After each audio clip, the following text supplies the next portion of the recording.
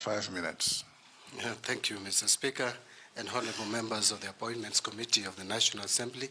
And Mr. Speaker, as you rightly put it from the beginning, I know this committee has a constitutional mandate and responsibility to vet appointments or nominations by the President, and so being colleagues notwithstanding.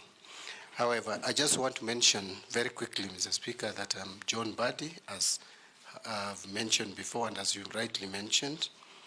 I was born 53 years ago in a small village called Seka in Gwasi, Suba South constituency of Homa Bay County. I went to school, first Seka Primary School, 3 years. That's class 1 to 3, class 4 to 8, in another school called Ligongo Primary School. I'll not go into the details because we don't have time to talk about my childhood history.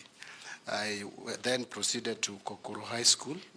Kokoro Boys is in Awendo constituency, modern day Awendo constituency, where I did my KCSE, and then later proceeded to the University of Nairobi School of Business Studies, that is a Faculty of Commerce. I'm a graduate of accounting, and I'm also a certified public accountant.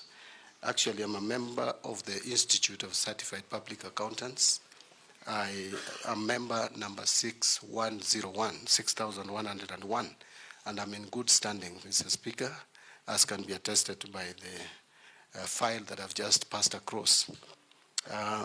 Then I must then move straight, Mr. Speaker, to my work experience, which spans over 28 years now. After graduating from the University of Nairobi, Mr. Speaker, I was employed to work with the same university in the finance department. Started off at the very basic level, entry point for a graduate, which is assistant accountant, where I was basically doing the routine accounting duties. But later I rose very quickly to become an accountant, finally to senior accountant 2, and finally to senior accountant 1. In which time now I was involved in more advanced accounting work. I actually was responsible for preparation of the final accounts for the university. I was in a team that was doing that and preparing for final audit. I was also involved largely in cash flow management for the university. I then later left the university to work for an international organization called Mbadi East Africa. It's a humanitarian organization with headquarters in Switzerland. I was the regional finance director responsible for supervising the finance departments of the region, that is Uganda office, South Sudan office, Somali office, and the Kenya office. The budget for that organization, or the regional budget, which I was responsible for, was $8 million, which in the current foreign exchange rates could be about 1 billion plus. And my duty in that organization, Mr. Speaker, was basically to do fundraising, do the budget, preparation of budget and fundraising, ensuring proper utilization and efficiency in financial management in the entire region. So I served there for 3.5 years. Then I became a member of parliament, having won my seat for the first time in the elections which were conducted on 29th of December, 2007. I won Gwasi parliamentary seat, a seat I won again subsequently, 3 times. Actually, I have the record of the only person who has ever been elected in that constituency more than once.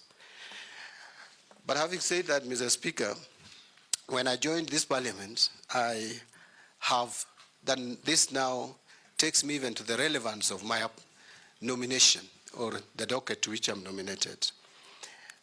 Since I came to parliament for 15 years, from 2008-15 January to 2022, save for a few months, like about 7-8 months when I served in the cabinet as assistant minister in the office of the president, I have always been a member of the Budget and Appropriations Committee. This committee is the one that actually has the constitutional responsibility and mandate to prepare the budgets of this country. Actually, the budgets that come from the National Treasury are estimates. The budget is a preserve and function of the National Assembly of the Republic of Kenya. So during which time, when I was a member of the Budget and Appropriation Committee, I interacted a lot with the Kenyan budget and the macroeconomic policies. I can attest that I've interacted with the Budget Review Outlook paper, which is always prepared every year. I am very comfortable with how to generate budget policy statements, budget estimates, finance bills, division of revenue bills, county allocation of revenue bill, generally budget process, and the debt management strategy paper. So, Mr. Speaker, I don't want to go into much details, but let me just mention for relevance that as Assistant Minister in the Office of the President, I was also involved in helping the Prime Minister. In the Office of the Prime Minister, sorry. I was Assistant Minister in the Office of the Prime Minister. And in that office, the responsibility of that office was basically to supervise and coordinate government functions in all ministries, departments, and state agencies, which is very much in line with what my role at the Treasury, if this committee proposes my approval to the National Assembly and finally approved and appointed. In that office, Mr. Speaker, you will recall that there was no minister. And you will also recall that at the time I was appointed, Mr. Speaker and honorable members, there was not even a deputy prime minister. Because remember, the former president, who was a deputy prime minister, had stepped aside because of the cases that he had at the ICC. And the current prime cabinet secretary, who was another deputy prime minister, had already, because of political differences, practically left office. So I was basically deputy or assistant prime minister during that period that I was there. And so by default, and I helped the prime minister in coordinating government functions. Now, quickly, because I think my time is almost up, my work in Public Accounts Committee, first as a member in the 11th Parliament for 5 years, and later as the chairman now for 2 years, from 2022, October, I have interacted with how the government spends its revenue.